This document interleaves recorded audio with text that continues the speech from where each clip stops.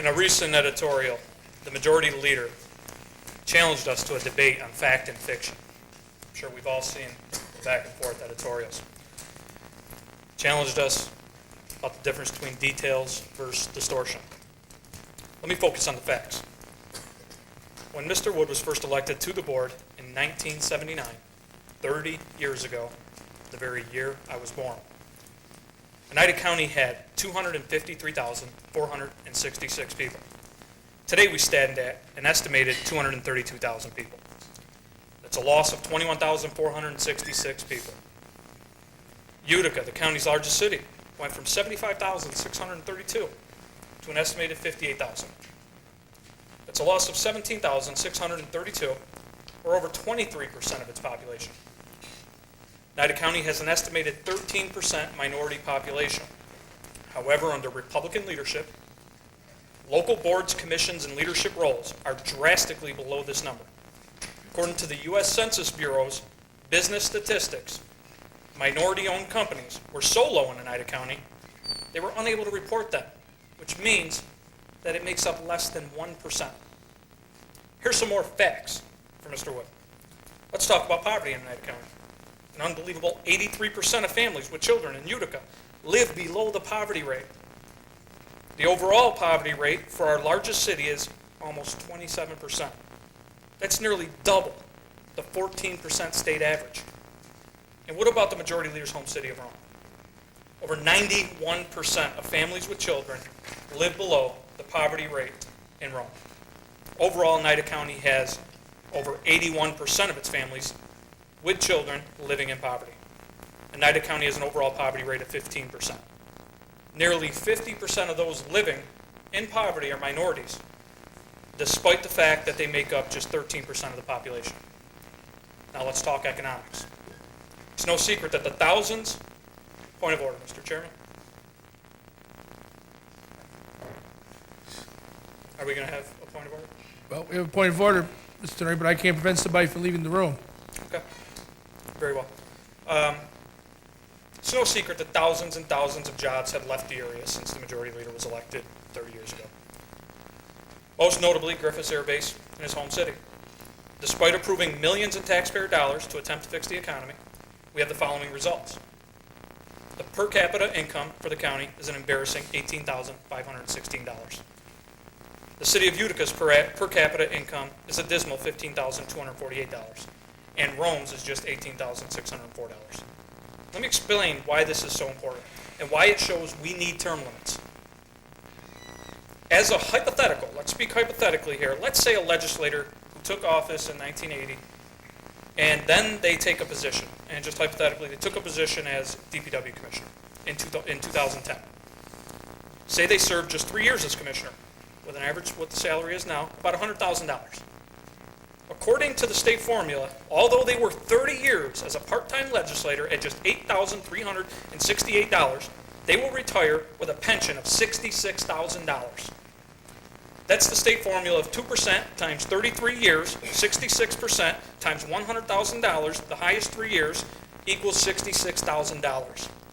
This is the biggest scam going, and this is a reason why one of my future proposals to go as per diem employees and get rid of this scam of the state pension system should be approved by this board. But we will see, because as we saw when I recently proposed cutting it by 10, it was defeated unanimously in committee. This has been proven many times in the past, even by former minority leaders who took county jobs, and I can name them by request. It begs the question of whether they are working for the people or for themselves. We have the highest sales tax rate in New York State, an increase that the majority leader of Oneida County was temporary and strictly to offset Medicaid. Medicaid has been capped, and the federal government has given us $19 million to further offset Medicaid. Now they want to make this increase permanent. They're now saying it's to offset property taxes. The taxpayers are sick of being held hostage, and the ones that I've talked to are onto your tax and spend games. This tax was never meant to offset property taxes. That's what good leadership does by drafting a balanced budget that cuts the pork out of government. The bonding agencies even warned us just last week about our reliance on the increased sales tax revenue. And what about the $10 million deficit? The one positive in the current economic environment, low gas prices, has the Republicans actually worrying. Maybe they should have been more realistic when budgeting for the cost of fuel. Several articles from Budget Time, which I have, and I'm sure Mr. Welsh can attest to, clearly show that it was well known, or at least predicted, that gas prices were expected to be well below the budget at $3.50 per gallon at this time.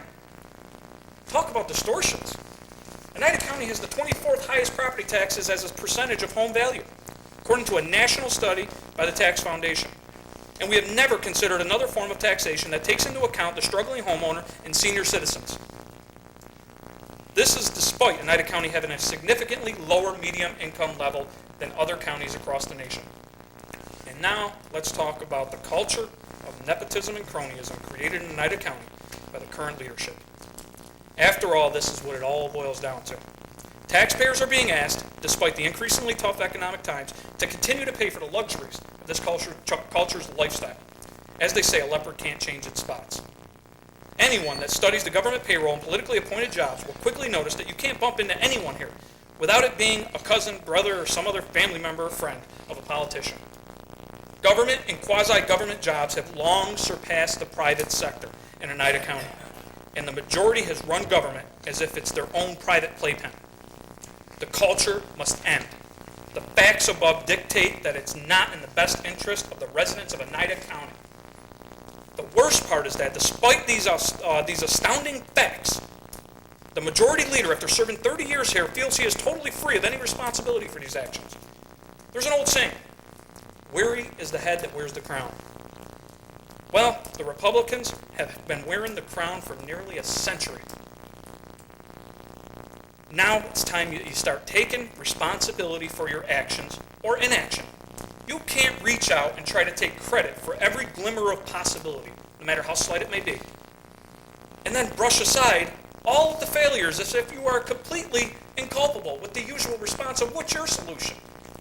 Take responsibility. I remain an optimist when it comes to the future of our great county, and I believe that everyone here entered public service with good intentions. There's no doubt in my mind. However, the plight of Oneida County is paved with decades of good intentions. And it's time for a fundamental change in the way we do business here. Attempting the same thing over and over, expecting a different result, is getting us nowhere. It's called insanity. Now, I know the words that I just spoke in this speech is not popular. Again, the peanut gallery is going to shake their heads.